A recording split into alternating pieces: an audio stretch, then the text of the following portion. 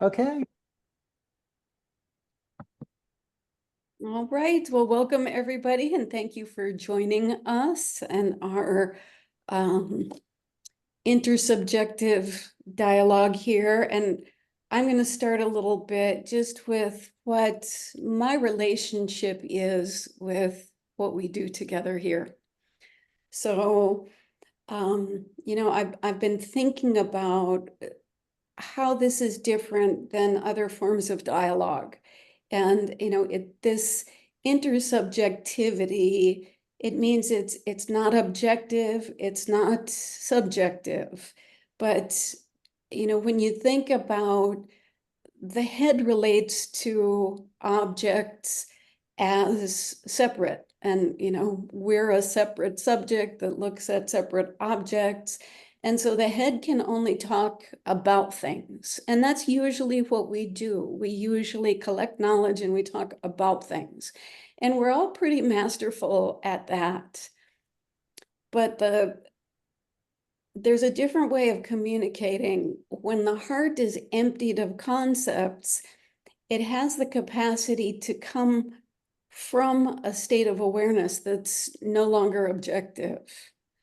And so my experience of what we really delight in doing together is that we commune, and it's kind of an effortless communing from an inner state of being with others that are coming from and sharing in this same state.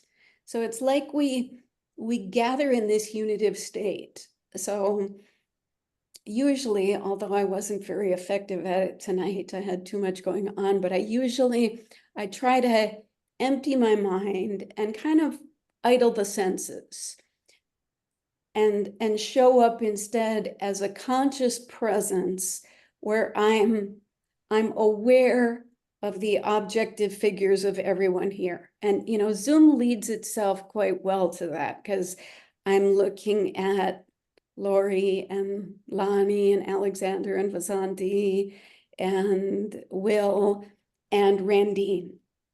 And so in this awareing presence, we're all together in this state, but I don't lose myself in this state either. So I think of being rooted in Shen together, not as a group of little beings with a whole lot of expertise that we're going to share, but as this unified field where we're all joined. And we all have access to a knowledge base that we draw upon, but that's in the background. It's not in the foreground. And the place that we meet is more like a field of overflowing.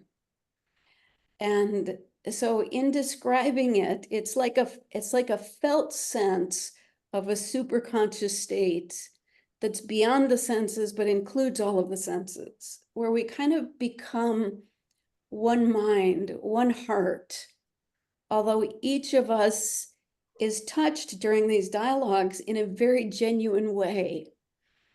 And then it's as if the field responds through each of us, through each voice. And,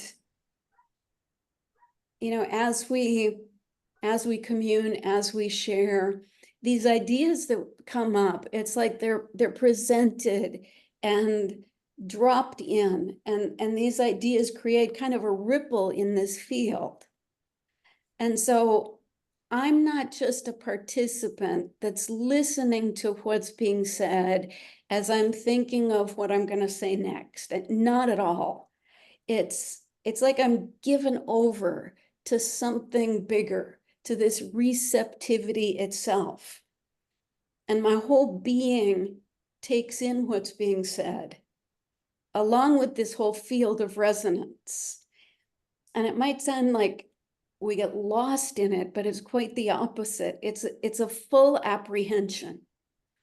And it can be quite vulnerable as well. So it seems to me like there's, in this collective space, there's a force which is beyond any of us individually. And something emerges, and it's like it communes with itself through us.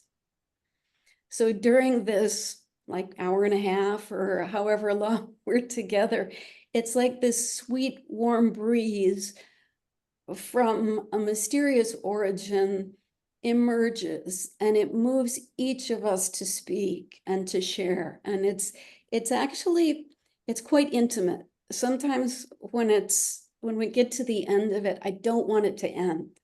It's like I'm so, my heart is so full from this way of sharing that it it's like it brings tears to my eyes at times. And so it's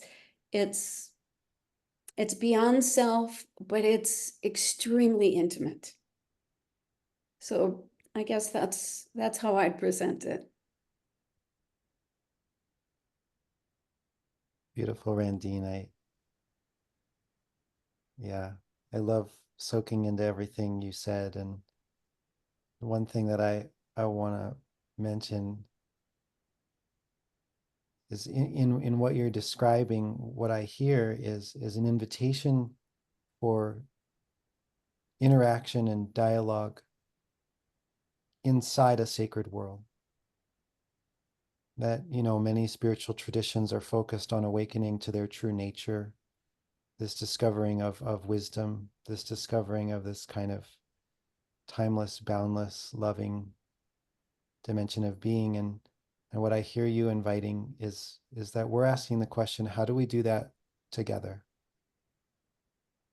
So that we're able to pierce through those veils of what it seems like is happening into the deeper sacred blooming that is happening in this whole. Well, anyway, thank you for opening that for us. Okay, so the topic for tonight, which I'll introduce in a little bit in the context of Chinese medicine, and then Lori's going to elaborate it a little bit in the teachings of, from the perspective of Jean Gebser, one of the founders of the integral perspective. The topic for tonight is listening and the role of listening in medicine. And in this regard, I'll just note that today is both Leon Hammer and Jean Gebser's 100th birthday. It's Leon's 100th birthday, and he was born the same day as Jean Gebser, right? Who died in the 1950s, so he'd probably be like 140 by now, or 50 or 60 or something, right? But they share the same birthday, which is a revelation to me. And very much from the perspective of the Shenhammer tradition, which both Vansanthi, Will, and I are part of, taking pulses, which was a central aspect of Leon's teaching, is just listening. And it's listening from the greatest depth of ourself to the greatest depth of the patient. So on the outside of it, of course, there's 50 to 100 different qualities and 50 to 60 places to put your fingers, and a lot of information to know about physiology. So on the outside of it, there's a lot of knowledge, but it always impressed me that as I was learning that knowledge, and I'd be getting my fingers in the right places and at the right pressure, and identifying the qualities and knowing what the qualities mean, and in the context of the other qualities, out of nowhere, a voice would just say, ask about their mother. And I remember seeing a young woman actually at a school I was teaching at, I think down in New Jersey. And they had brought in a patient, and I touched her wrist, and the voice had asked about her mother. I said, is something going on with your mother? She said she died last week. It's something comes in from beyond the mind, from the deepest well of being, from the deepest well of the self. And listening in this way at first is quite shocking and easy to discount, but in time, I think it teaches us to be able to identify a voice inside of ourselves that is ultimately trustworthy. And listening from that voice within ourselves allows us to find that dimension of, to listen from that to that in our patients. And so listening, of course, is the purvey in the context of Chinese medicine of the small intestine 19, Tinggang, listening palace. And the small intestine is the closest associate of the heart. And listening from the depth of one's heart, from the depth of self, to the depth of another, beyond all of the goings on of the complexity in the mind and of the world, this type of listening is born of love. And so I'm just going to read two quotes from the tradition. The first is from Chuang-Tzu. He says, "Don't listen with your ears, listen with your mind. No, don't listen with your mind, listen with your spirit. Listening stops with the ears. The mind stops with recognition, but spirit is empty and waits on all things. The way gathers in emptiness alone. Emptiness is the fasting of the mind." And then we have another quote from the Dan Shu, the book of an alchemical text, the book of the elixir. And it says the hen can hatch her eggs because the hen's heart is always listening. The hen can hatch her eggs because of the qi from heat. But the qi of the heat can only warm the shells that can't penetrate into the interior. Therefore, she conducts this qi inward with her heart. This she does with listening. In this way, she concentrates her whole heart. When the heart penetrates, the qi penetrates, and the chick receives the qi of the heat and begins to live. Therefore, a hen, even at times when she leaves her eggs, always has the attitude of listening with bent ear. Thus, the concentration of the spirit is never interrupted. And with that, I'll turn it over to you, Lonny.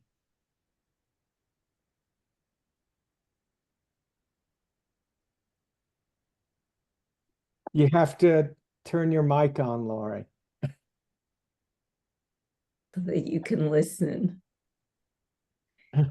So I'm deeply touched and moved by what you three have spoken, and what I want to bring forth.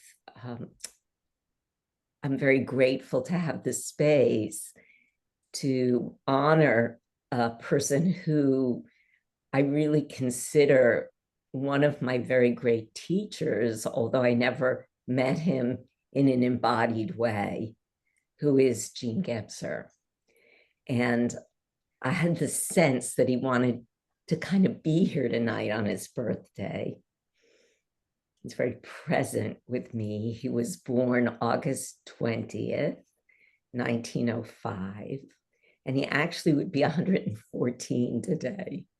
114, he died in 73. So, you know, it's hard to describe who he was. He was a visionary, he was a philosopher.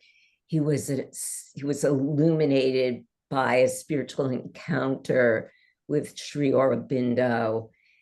He lived through World War I, World War II.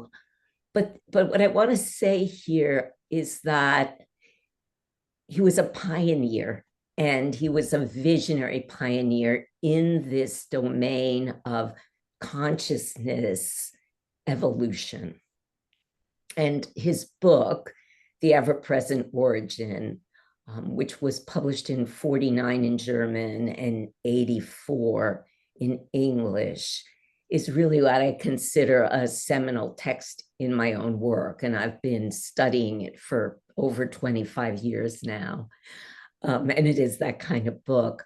But that book gave me the language and the concepts I've been looking for to place Chinese medicine in a larger context, in the context of the evolution, not just of something that could fix someone's ankle sprain or low back pain or even IBS, but that could transform the consciousness of the patients, which I knew. And, Lonny and I were kind of on this parallel path of like, what are we doing here? It's more than what, the People's Republic is actually delivering, so much more. And this book, The Ever-Present Origin, gave me a language and concept to see that placement. So again, I'm grateful to be able to speak this here. And in addition, it gave me a philosophical foundation for this kind of internal belief that consciousness has an entelechy, that despite appearances to the contrary that look like human beings are like intent on blowing themselves up or like returning to some really primal state of mess, that there's something going on and we're part of it. And our engagement in this evolution matters profoundly, that consciousness is alive and it's asking something of us as practitioners and of explorers, and with each needle that we place. So also what I want to speak to is that Gebser actually developed the concept of integrality, of integral consciousness, that was adapted and further developed by Ken Wilber, and actually the central word in what we call ourselves, the Integral Chinese Medical Collective. Because one of the things we come together to do is to erupt integrality in the present moment through our conversations. And Randine, you spoke to that so beautifully, to come together as one heart and one mind without losing our individual perspectives. This is a whole new way of being together. And it's the kind of central idea of the intersubjective dialogue. By bringing together our perspectives, we catalyze the shared field to support the present emergence of a different kind of awareness.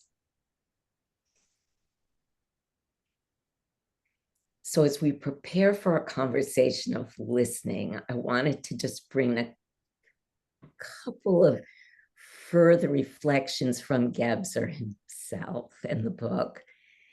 So for Gebser, listening, when it's through the ears, like listening with our ears, is a kind of magical way of being. It relates to the vibration of sound on the drum, on the inner drum. And so incantation and prayer come as a kind of vibrational experience in the eardrum. And on that level, our words have a magical effect. And we know that's true in the treatment room. In a certain sense, words at this level carry power, the capacity of saying to make it so. And one of the things that's been so clear to me is how important it is to remember that when we speak, that the word is a needle at this level. But when we take this listening beyond the ear and into an integral experience, we're listening from the heart. We're no longer just listening with that drum of vibration. We're listening moves from the magical ear to the integral heart, where sound, where listening resonates through our entire being, our body, our soul, and our spirit. And it becomes then what Gebser makes up these wonderful words. And the word I wanted to bring is syneresis, that listening becomes a capacity to bring together all facets of our awareness into a direct and immediate presencing of the moment.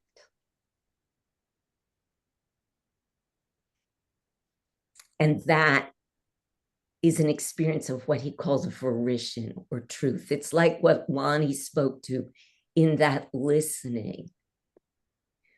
And time collapses there because even though he had no conscious way of knowing that this patient's mother had died the week before, somehow through listening from the heart, we know beyond space and time. And what we're doing here together is learning to experience fruition or truth when all perspectives are present simultaneously in what our ancient Taoist teachers might call virtue. Day. So here we go. I invite you all, the six of us and all of you who will join to listen in this way, to open to the palace and see what the integral field is bringing us about this incredible gift, our capacity to listen from the heart.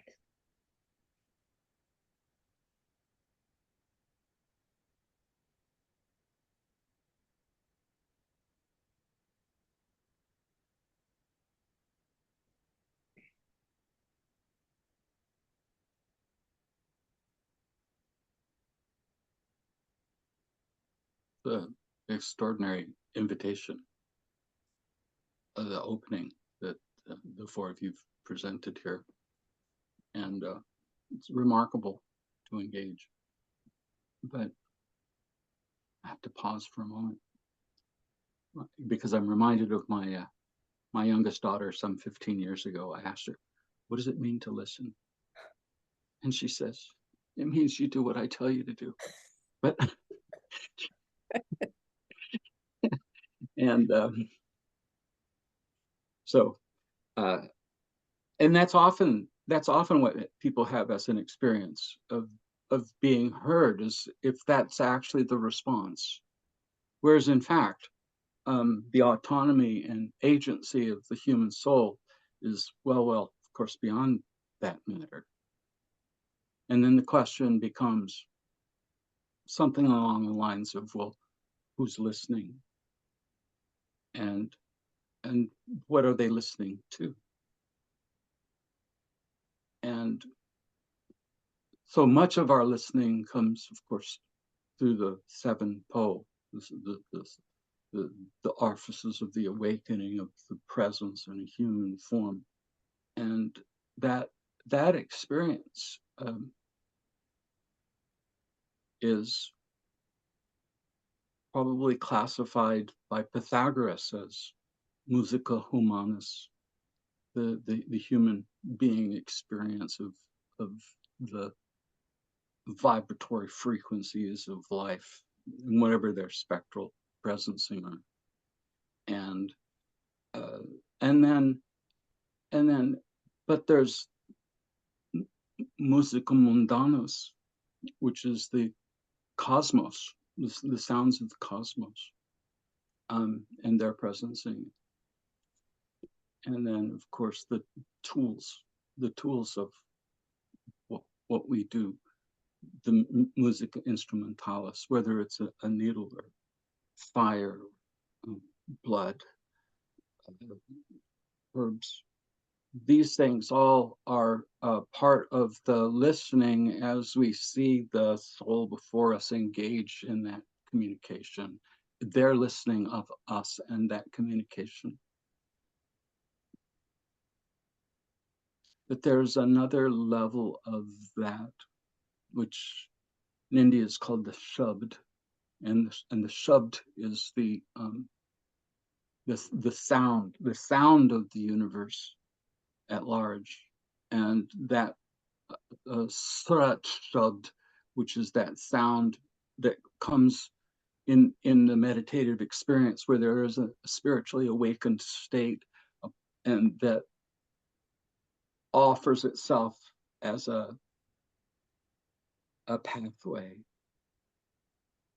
of travel in spirit amongst the celestial masters at times, and then of course amongst our ancestors at other times, and our teachers down through the millennia as they visit upon us when we have the privilege of opening to listening.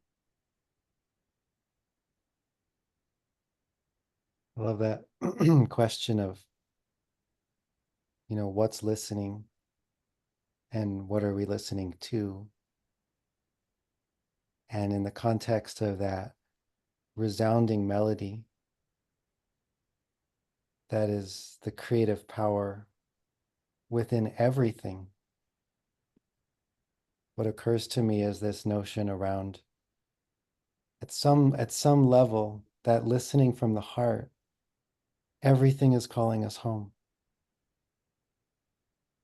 Every shriek, every car noise, every sort of syllable that says I love you or I hate you. There's this way in which that melody, that deep melody that you're talking about, that's pulling us towards origin, is doing so at all times, at all places, in every moment, through every vibration that's ever uttered by any sentient or non-sentient thing, as the whole beckoning us. And there's this invitation, again, this notion of these layers of discovering this wisdom, this deeper nature. It's like, what does it mean for us to listen deeply enough to hear that call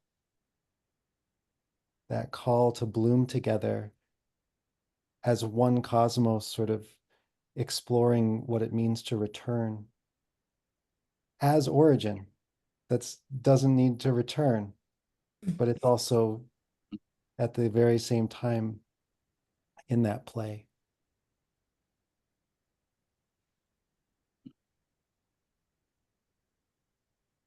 I was walking in the forest this morning, and this squirrel starts playing with me, making these sounds from the tree, and I start listening to the squirrel, and all of a sudden there's this orchestra, of course, of different birds and such, and the way the sky communicates, and the wind through the trees, and the scents of the forest arise. All of those ways that life invites us into the real, into the experience of being present with life. And that is the listening of the senses in their totality, such that a synesthesia emerges into a fully enlightened state.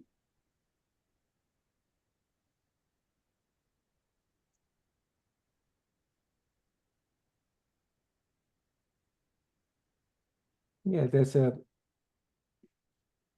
in higher states, or just when I put my attention on it, I mean, there is this deep, deep, profound sentience.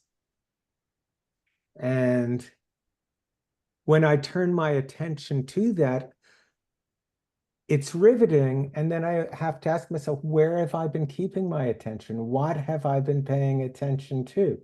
This thought, that thought, this care, that care, and the other thing. But as you said, Will, in a state of openness, when I put my attention deeply into the sentience, there is the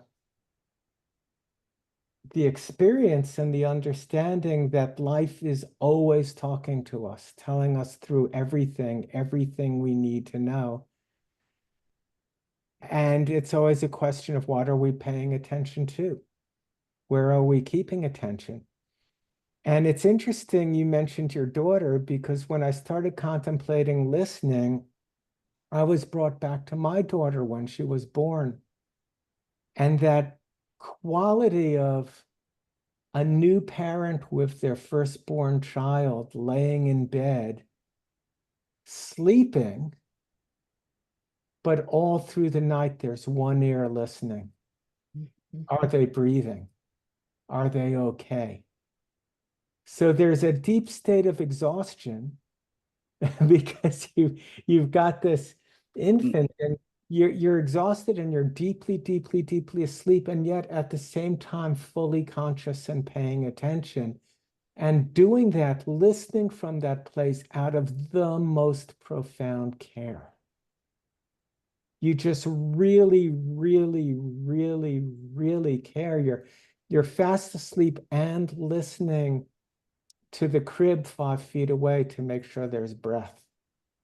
And listening to that deepest breath. And I've come to appreciate that quality in life, both, you know, in the clinic, certainly listening from that place out of a profound bodhisattva care, and also just going through the day, listening behind all the chatter of people's minds and behind all the noise in my own mind, paying attention, listening from this deepest sentience.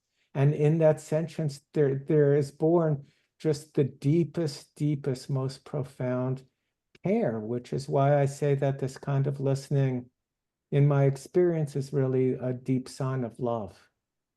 A deepest manifestation of love is the exercise of care through listening.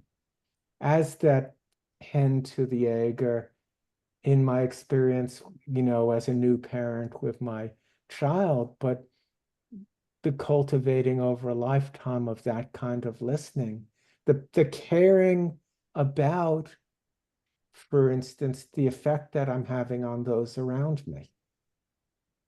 And at earlier stages of development, I think, you know, my experience was I was focused on my thoughts and my emotions and my feelings, and am I getting what I want, and how am I doing, and how are things going for me? And as that quality shifts to a deeper care, through listening, there's this deep paying attention to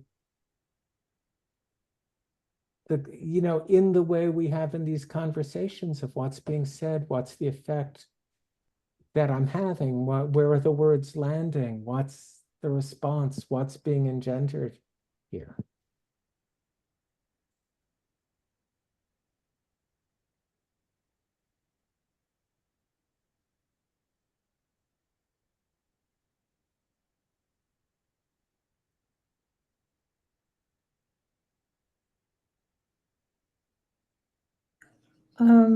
I just want to add about listening beyond the senses with an open heart. The pulse certainly has been instrumental in validating for me that this was a way of listening. And I think the greatest gift of the Shen Hammer pulse for me was that Shen to Shen connection, as Lonny alluded to, knowing things that you couldn't have possibly known, and knowing them so profoundly that some of the down the road paths that have opened up to people getting pregnant, maybe. And if you listen so deeply that someone was able to transgress their infertility because of whatever you were listening to, and it's quite miraculous to think that life could have come out of your listening. And like Lonny says, it's born of love. And I can relate to that in some way, that one time I had this feeling I needed to call my aunt. And it was late at night, and I decided I'd call it the next day. And the next day in the morning, as I was walking past my phone, rushing to work, I heard this soundless voice saying, it was soundless, but it said, should have called her last night, it's too late. And she had fallen. And I thought, and she lives the other side of the world. How did I, something was transmitted to me through listening, into tuning into something. And my aunt was someone I was very close to. And I think that love connected us for me to know in advance something was about to happen. And to actually hear a voice saying something, conveying it to me, was quite astounding. Just talking about listening in different ways, I have some synesthesia, so sometimes I can't quite tell if I'm listening or feeling or whatever it is. But even this house, I stood at the door and I knew I was going to buy. I hadn't seen it. I'd seen so many houses, I couldn't settle on anything. But that knowing of the heart, I think of that as a sort of a listening, tuning in to something that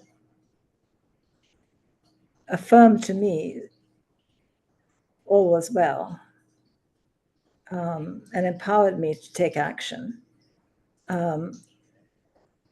I guess of all my senses, listening is my go-to sense, and it's listening to words, but it's beyond that. It's often beyond that, and trusting myself to know that this is real.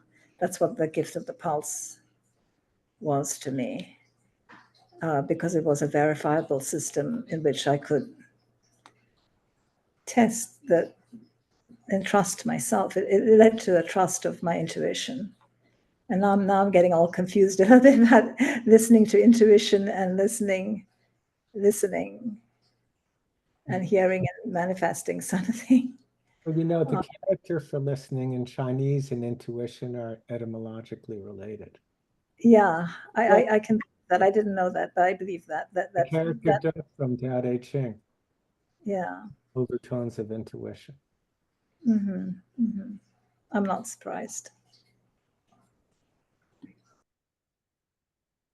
I have a friend who likes to say, I just work here. I just do what I'm told. And in his delivery of care in Chinese medicine, but sometimes it's helpful for me to recognize when I'm not listening, and to admit that I often don't listen, and that becomes the window of opportunity to engage that possibility of listening. That my assumption of listening becomes a barrier to the actual reality.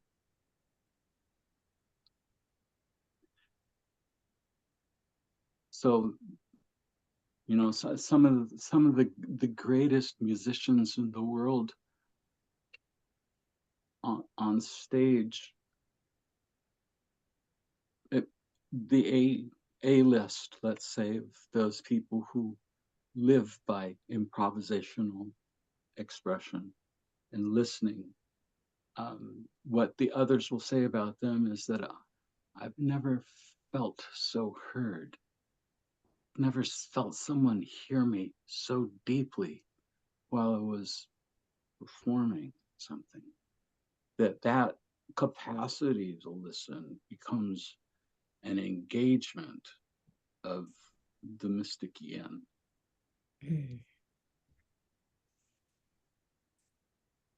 Which, of course, is the container for that truth to arise within the other in whatever form.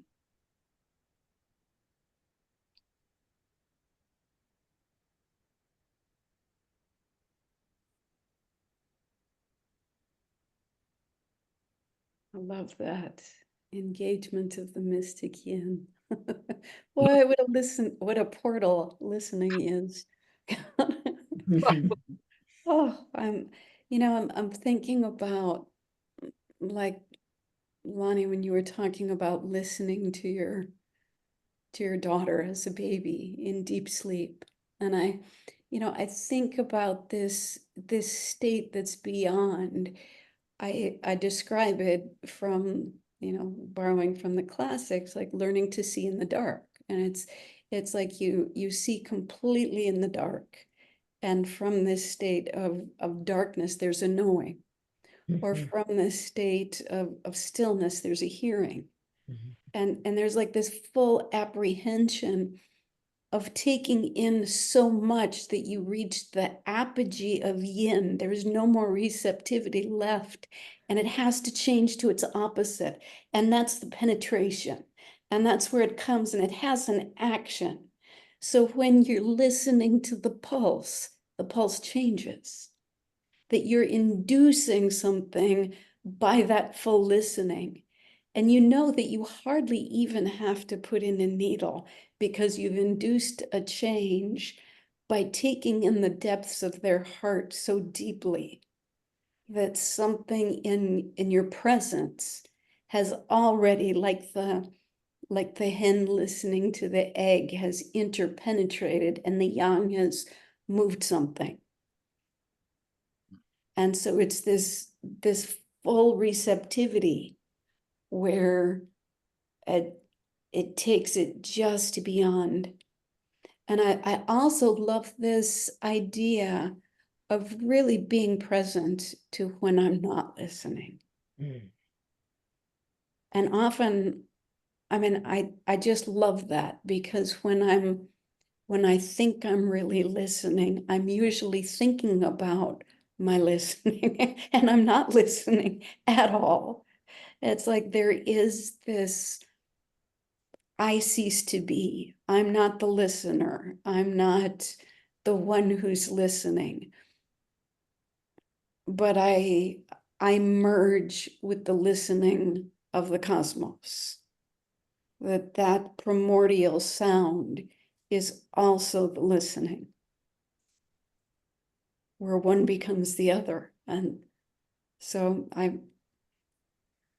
my words aren't conveying it as well as I'm feeling it, but that's what happens here.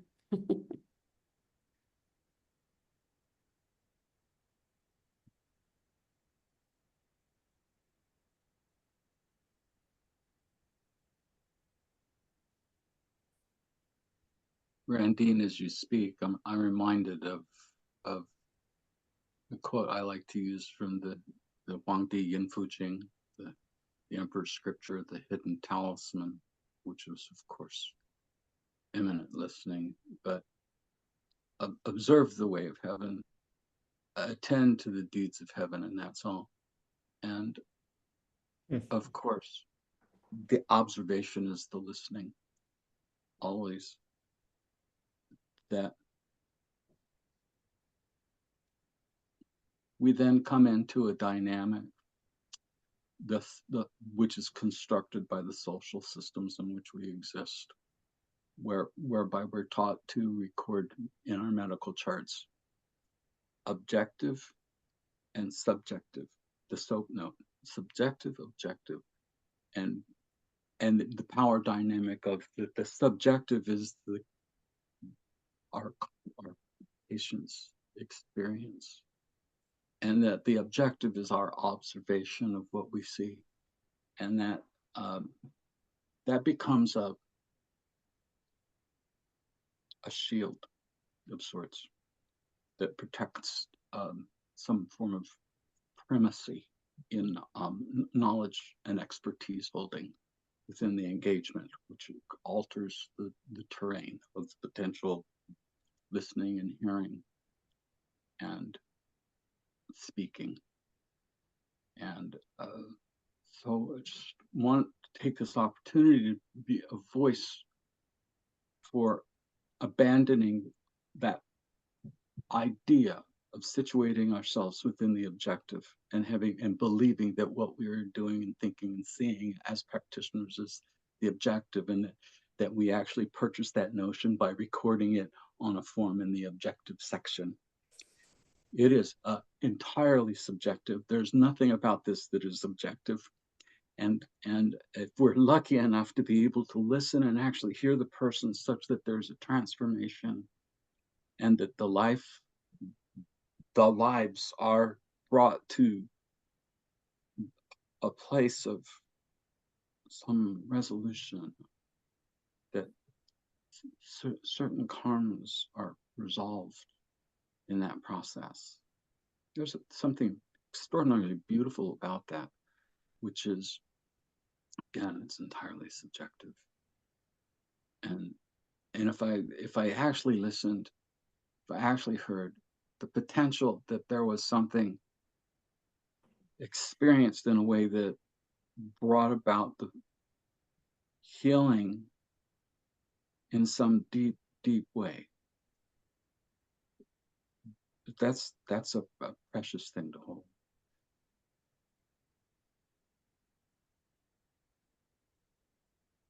I know that one of the things my patients would comment on that struck me very early in my clinical career was, I was taught to do an hour and a half intake on all new patients.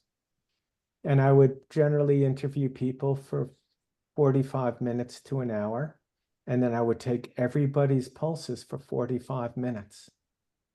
So when all the questions were done, then I would just sit there and spend 45 minutes taking the pulse. And people would just routinely comment how moving it was, that nobody had ever paid this kind of attention or listened so deeply to them before. And I really came to be interested in that kind of listening as focused attention out of care as a foundation of healing.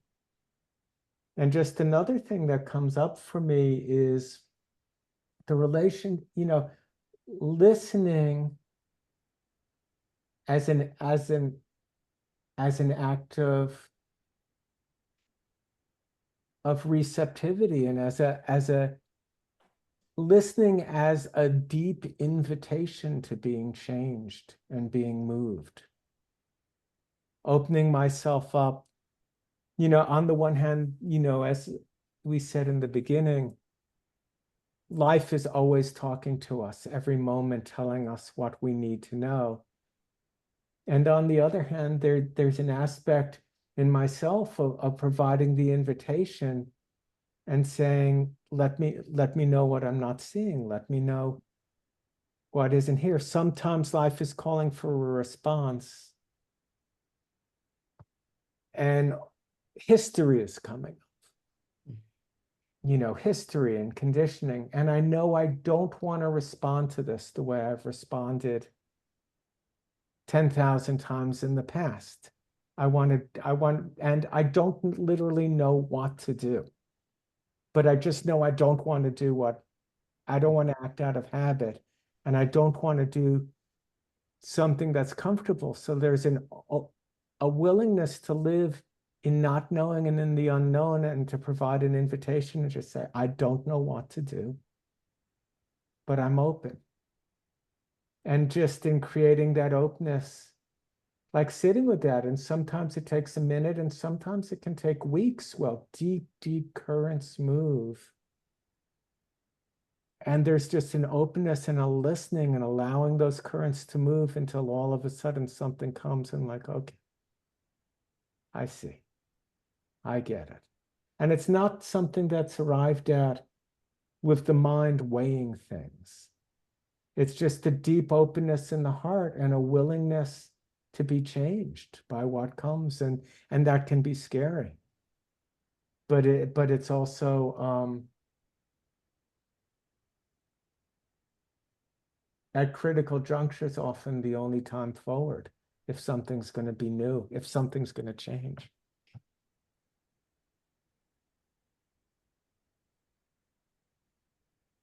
I think of the the master that's content with the low places like water.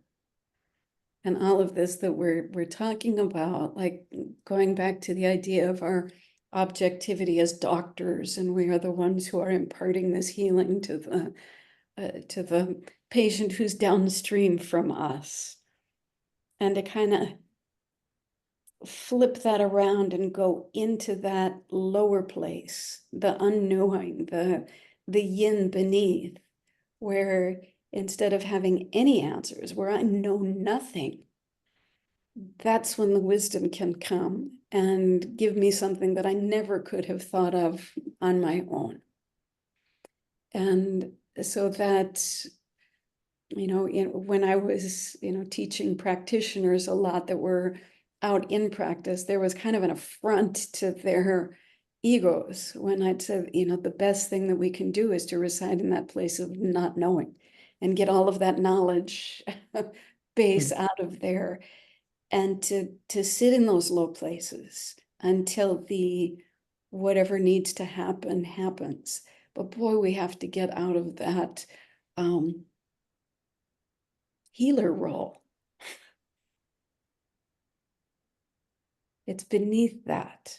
I can't be the healer when I'm in that place. It's that, who's listening, who's healing. There's a power then that can move through that receptivity that can't move through when I know what to do, when I'm repeating habitual things that have worked in the past that might not work on this patient. Well, that seems like that's Ming, the fulfillment of destiny. It's like, can I listen to that voice that's emanating from origin?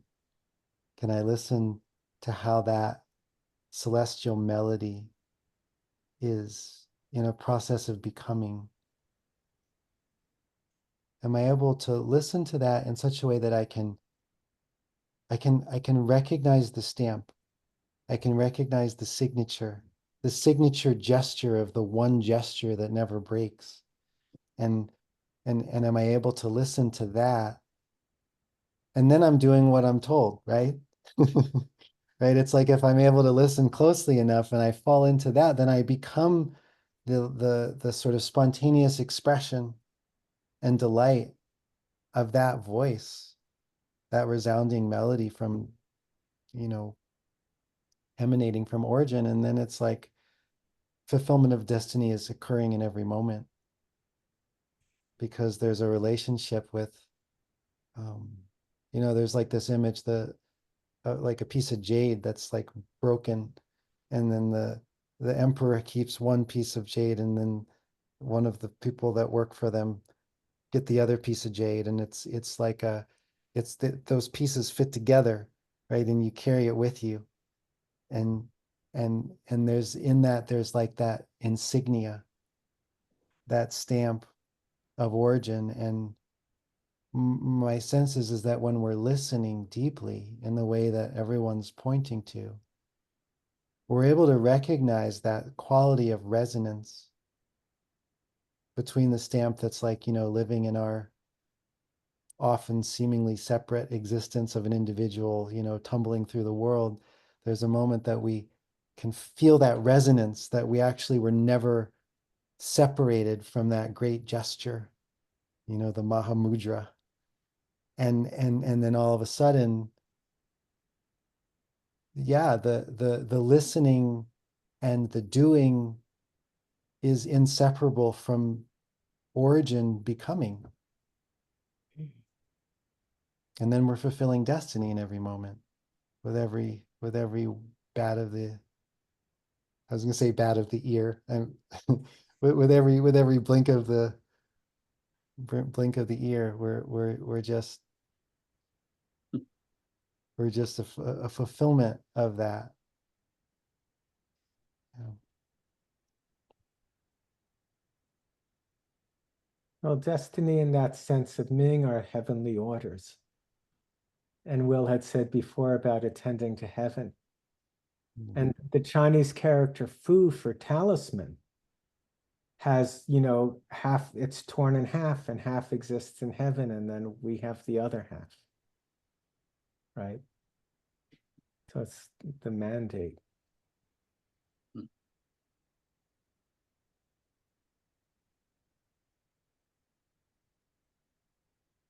I've been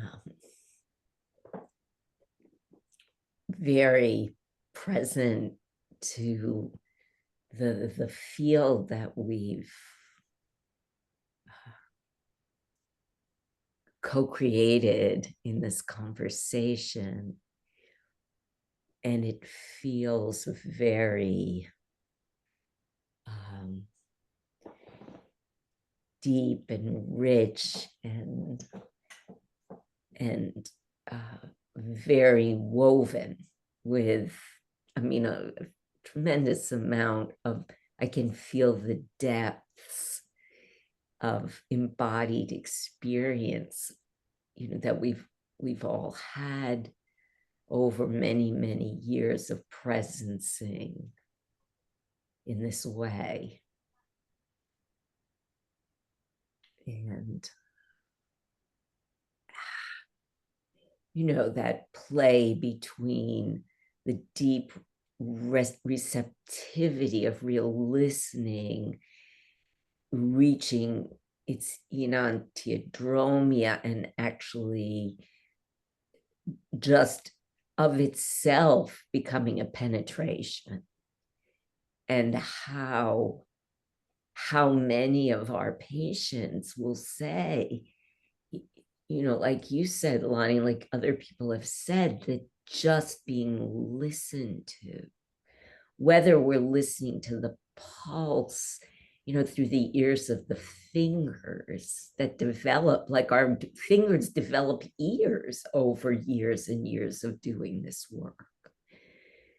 But also the kind of listening when we listen to the voice, you know, over years and years, and you can actually listen in a way that detaches from content and meaning and becomes a purely, you know, an immersion in an energetic stream, and being attuned to the directionality and the quality of that stream. So all of this is happening for me as I'm listening. But then I have to say, Will, I keep hearing your little one, like she hasn't left for me, you know, saying, what is listening? Listening is when you do what I tell you to do. Because I feel like I was so struck by that, because that's what Gebser meant by she was living in magical consciousness when she said that. And rightly so, you know, she was at that magical stage where, so mote it be, I say, and if it doesn't happen, there's something wrong. What went wrong here in the communication? And then I heard it again with your friend who said, I just work here because I'm just listening to the mandate. But so I wanted to just say that's been very present for me. And I do think there are moments in the treatment room when our patients are talking to us like that, you know, that there's not a reciprocity in the field, when there's actually a demand, you know, which can thrust us back into that dualism or that subject objectivity, you know, where you can feel in the field presence, like, whoa, I can't even hardly listen in the way I want to listen because I'm being so commanded, you know, because I need to listen in this way. You know, I'm not yet able to enter into an integral shared field. So being able to, in that way, I think being present to our own, whether it's resistance or a kind of bending the knee to that level of command, which is also a kind of listening, you know, and a gradual, like the healing becomes developmental almost like we have to develop into what we're talking about here. So I think because I am so immersed in these structures and how they're all ever present, as everyone's saying, like that what your daughter brought, that we have to make room for that too. Listening is when you do what I say. And of course, who's that I, then, because we're also saying that same I that is alive in her is the same, is, in a certain way, some other kind of guiding voice that we listen to when we know, for example, that someone's mother died last week, or Vansanthi, like you said, where you were there was a voice, saying, do it now. How can we recognize when that voice, there's a kind of learning or recognition of like, listen and do what I say. When it's not about, a fascist kind of demand, but an actual volition, like there's truth here. And how do we learn that distinction? I guess that's the small intestine, that discernment, that listening palace capacity to know the pure from the impure, and then deliver what's the finest, purest truth to the heart. Oh, yeah, go on. Into intention. Yeah. Yeah, I was just going to say that, the Chinese character for listen, it literally means the heart of the disciple being rectified through attentive listening to the master, to the teacher, having the heart rectified through listening, and intuition and original nature restored by listening attentively to the words of the master, and the master in this case is origin. It's the heart anatomically and physiologically, but beyond that, it's origin. And on the outside, I mean, the small intestine needs to literally hear what the emperor's saying, but the quality of listening that we're all alluding to is listening beyond all those words, and even beyond the intentions, because the intentions might be egoic intentions based on fears and desires, and being able to hear the self, capital S. So there's so much complexity and so many parts to the self, but to be able to listen from the self, capital S, or Shen, capital S, to the self, or Shen, capital S, and just never lose sight of that.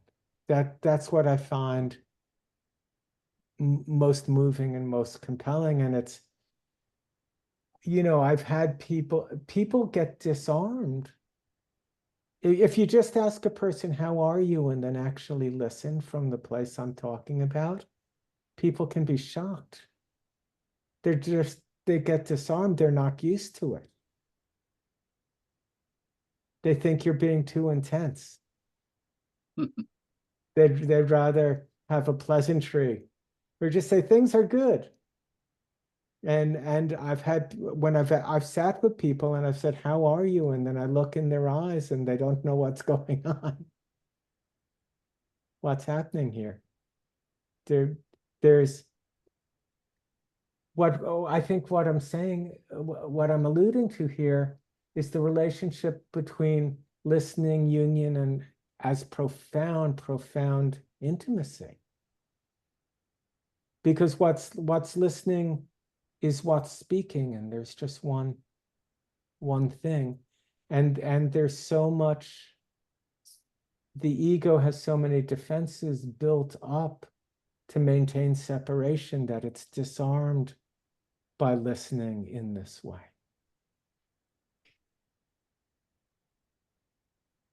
Well, and it's like getting, it's getting to the heart of it. You know, that's why patients will come in and they'll sit down and then they blame you for making them cry. They're like, how come every time I come in here in 2 seconds I'm crying? There's no like crazy stuff happening behind the curtain here. It's like there's just listening to the heart of it, listening to the heart of the pain, but also listening to the heart of that deep resounding goodness that's ever present. And that relationship between listening and virtue and you know, getting to the heart of it. It's like, are we gonna settle for like, oh, we live in a world that's filled with hate? You know, like, is that really what's going on? Are we living in a world where people are just mean or everyone disagrees, and like, are we going to settle for that level of truth? Or is there a possibility to listen to the heart of things? And then underneath that, there's deeply good intentions, even where at some level there's malintent. You know, if we listen deeply enough. I do a lot of parts work with people, and it's always the case. The meanest parts that are in their head, telling them the worst things with so much intensity. If you know how to talk to those parts and listen to the heart of who they are, they stop. They say, oh, I was being really mean to this person because I wanted to protect them. I didn't want them to succeed or go out in the world because I'm afraid that if they succeeded for a little while and went out into the world, then they would fail. And then they would realize that once and for all, they were a terrible person. This is the part that was just cursing at this person in their head for years. And you listen to the heart and you know, and that heart of listening, it knows without a shadow of a doubt that underneath everything, there's enlightened intention. There's deep, deep, deep goodness that's resounding from origin. And with that listening and the speaking to that, it's like shining the beam on that and coaxing out that. The hatred uncoils. The meanness starts to unravel, and it discovers its own nature through that sort of dual experience of listening and speaking to the heart of things. Mm.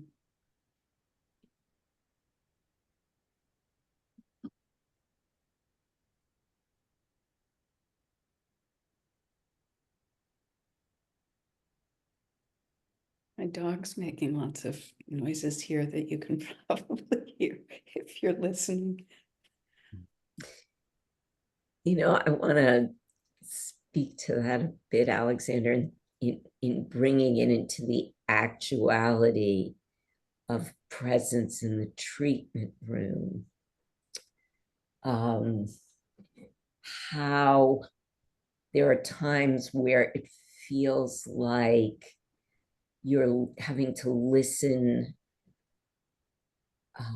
underneath or in between what people may be actually speaking, and how we learn to listen like that. What I want to say about that is that I've my awareness is that it requires a certain kind of dual listening. Like we have to be, or maybe even a 3-part listening, actually, because in order to actually know whether what I'm hearing, I have to also be listening to how it's landing in my heart, so I'm listening to my own body response.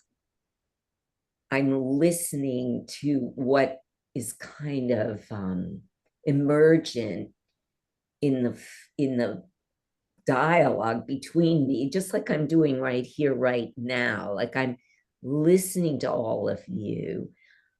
I'm listening to your voices, all of which are very familiar and very dear to me. You know, we've been doing this a long time, so I hear your voices.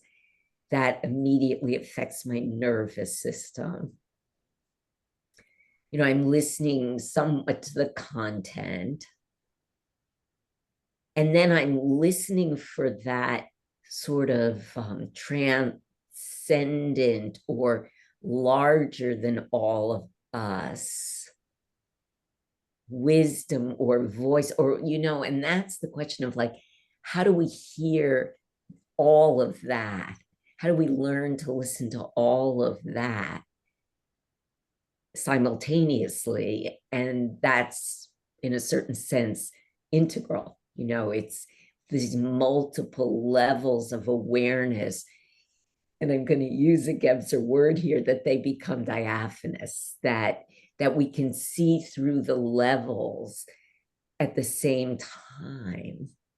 So the, you know, my self, or, you know, what's happening in me as an identity with a perspective and an experience, what's happening between me and all of you as I listen to each of you, and then what's emergent here as we are in this listening together. You know, and that could also be in a dyadic relationship when I'm in the room with a patient.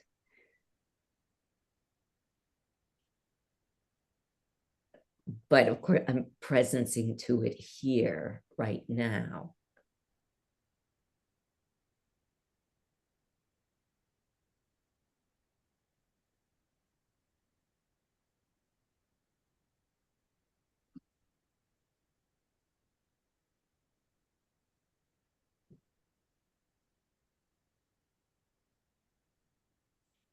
I'm continually brought back to this groundless space of being, and a sensitivity to what Lonny and Randine were speaking about, not knowing that something emerges in that groundless space of being, in that not knowing, whereby an actual moment of listening can occur. And it's profound. And I'm amazed at, you know, just how long we can sustain this as a way of being. It's pretty remarkable.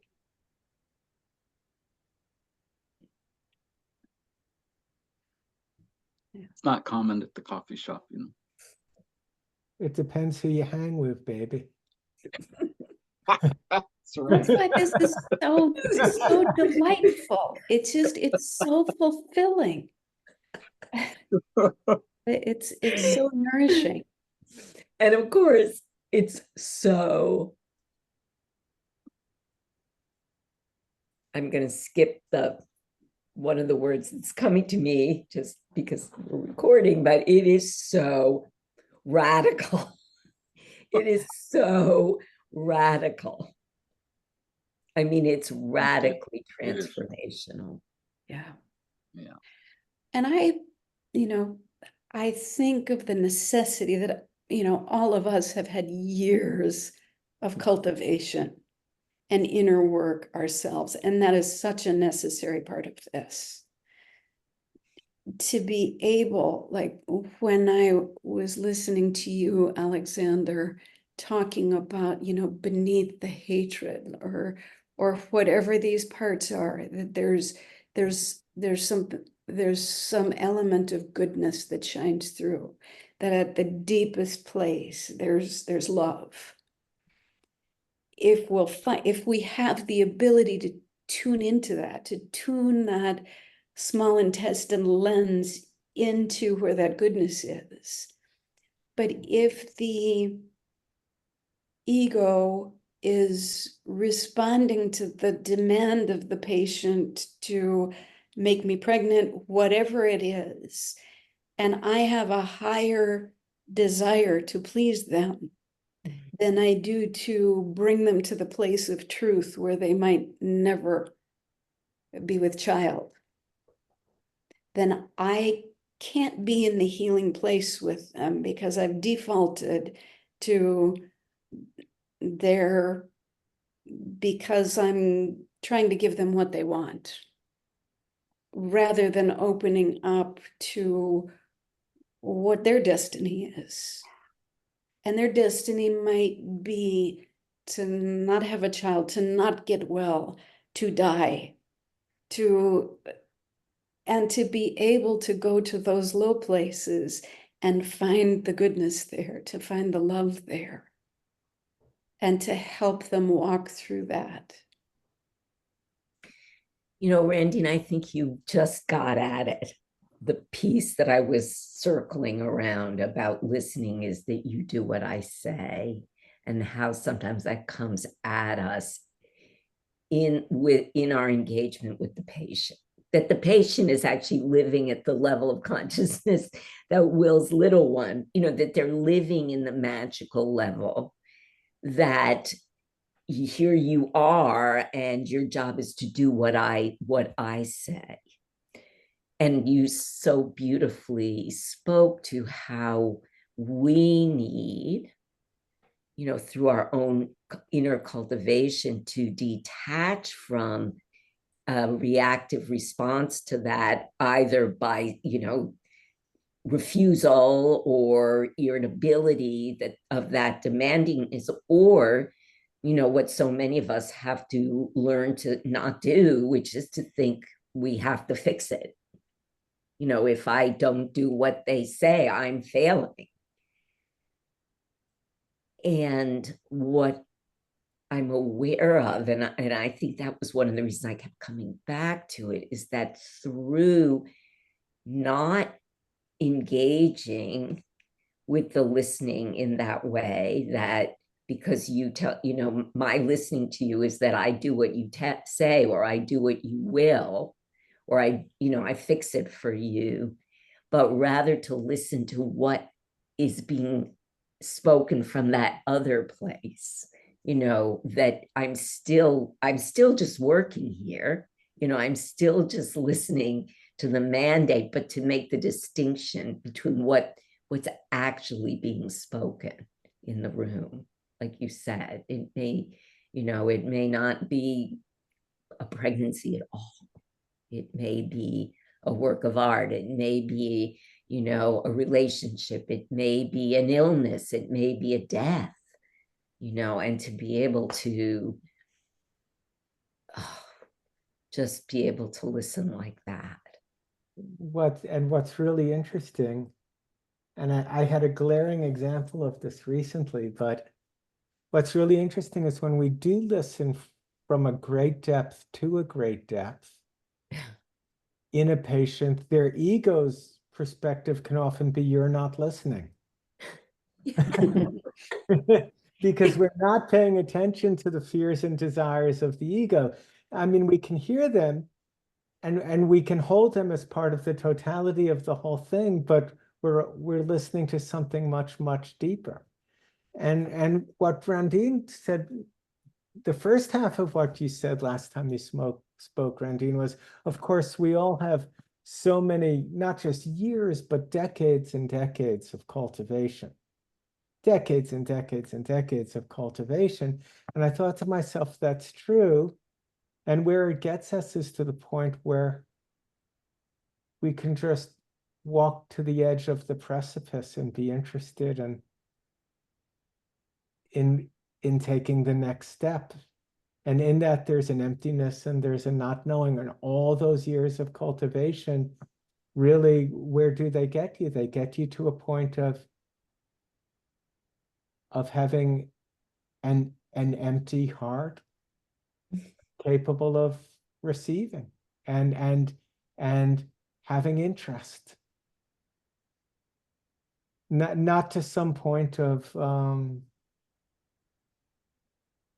master, you know, not in the sense of all this technical knowledge and this, that, and the other thing, and all these cities and capabilities and all these mythic capacities or whatever, but really the decades and 40 years we have, right?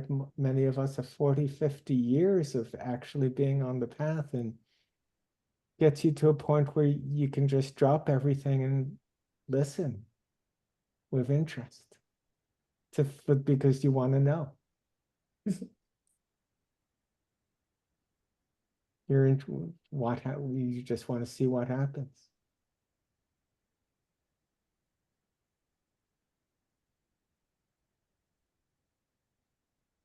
So we're coming on time. So if anybody has a concluding something to say, or Well, when you spoke, Lonnie, of going to the edge of the cliff, and it struck a chord in me. And of course, the fool's journey. He's walking off the cliff there, and that place where there's actually no listener, even that dissolving into the field of the experience, that the heart of the matter, as Alexander said, it's not located within us. It's a patient-centered experience.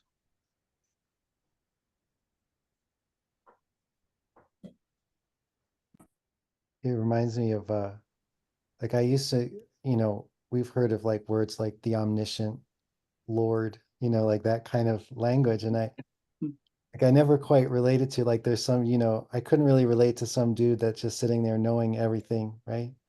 And then at some point it occurred to me, oh, that's not what all knowing means.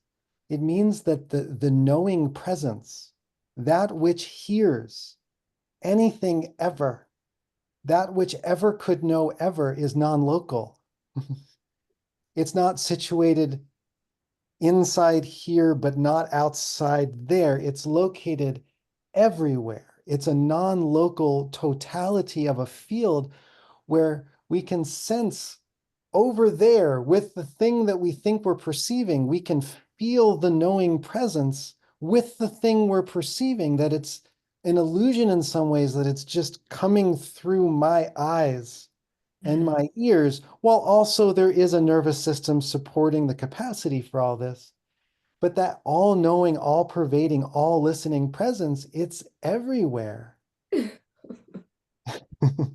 it doesn't know anything in particular. And it doesn't know anything in particular. It's interested.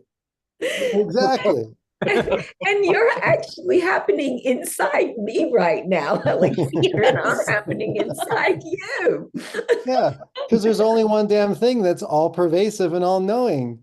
That's We got these like listening. wiggling little coats. I think we're done here. Beautiful. Wow.